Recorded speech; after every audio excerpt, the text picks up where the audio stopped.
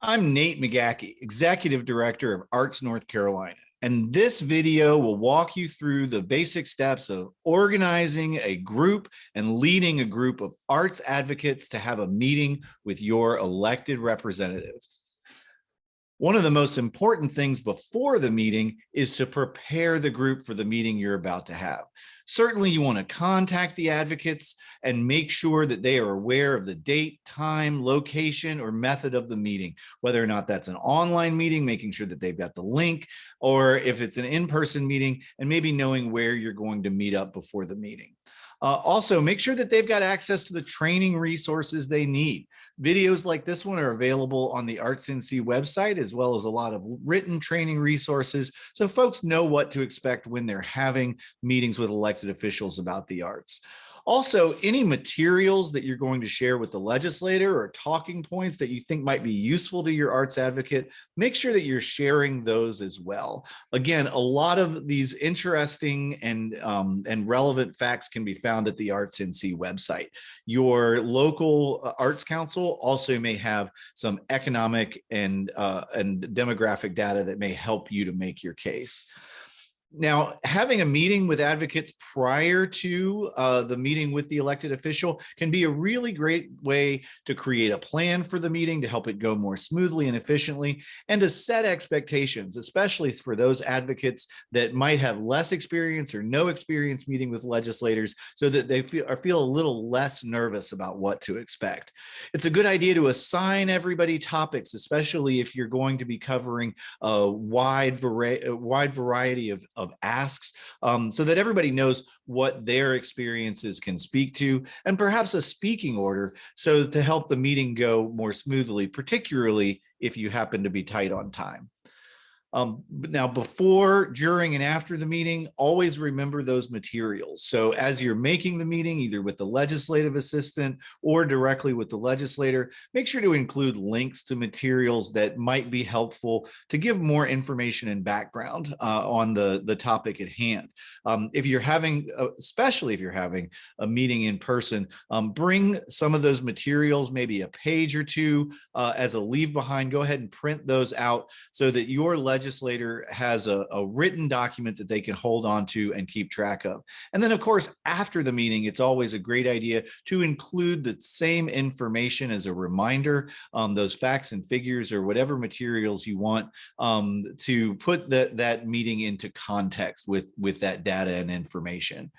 Now, when you're having the meeting, it's always great to start with a warm greeting and introductions, as it is with any meeting that you have, but be aware of the allotted time. And so it might be a good idea to let everyone introduce themselves as they speak for the first time, because that might go quicker instead of taking up, particularly if it's a large group, introductions of everyone in the room can take up a lot of time. So be mindful of that as you're starting the meeting.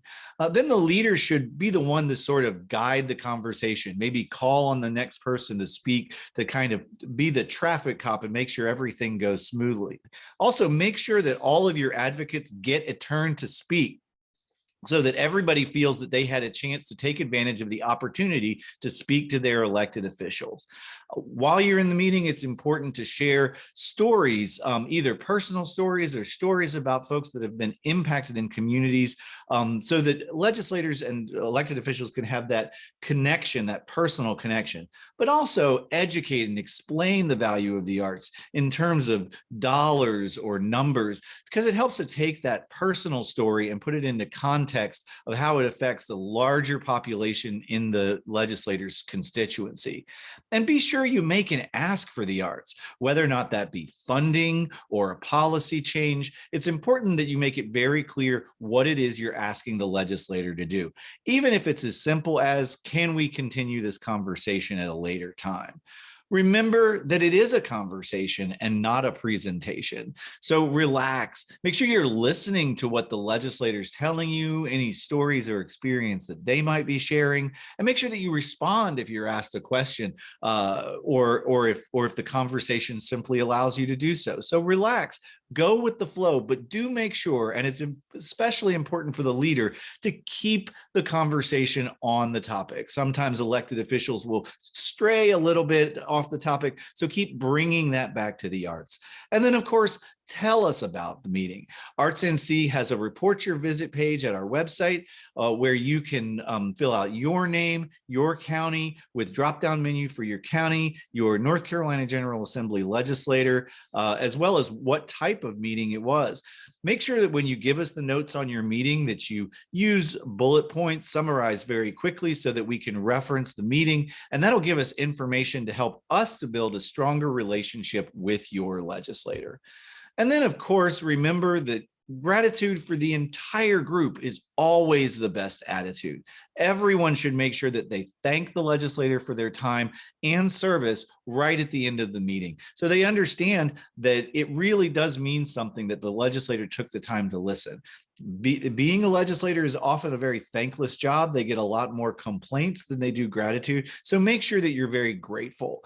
Then as soon as you get back to the office or home, then everyone should write a handwritten thank you note. Is always the best way to go. Those handwritten thank you notes get received in the mail. It has a physical presence. It might even sit on a desk for several days and really leave more of a personal impression with that legislator. Letters, particularly if you have a lot of meetings, you can do a letter and just change the name, but that physical piece of mail will make a little bit more of an impression. If all that you have time for is an email, then that will work as well. But it is really important that you follow up with some kind of thank you. But emails do work really well for following up with those materials like we discussed before, or any requests for more information that the legislator may have had during the meeting. So thank you so much for joining us today for this video, and good luck with your arts advocacy.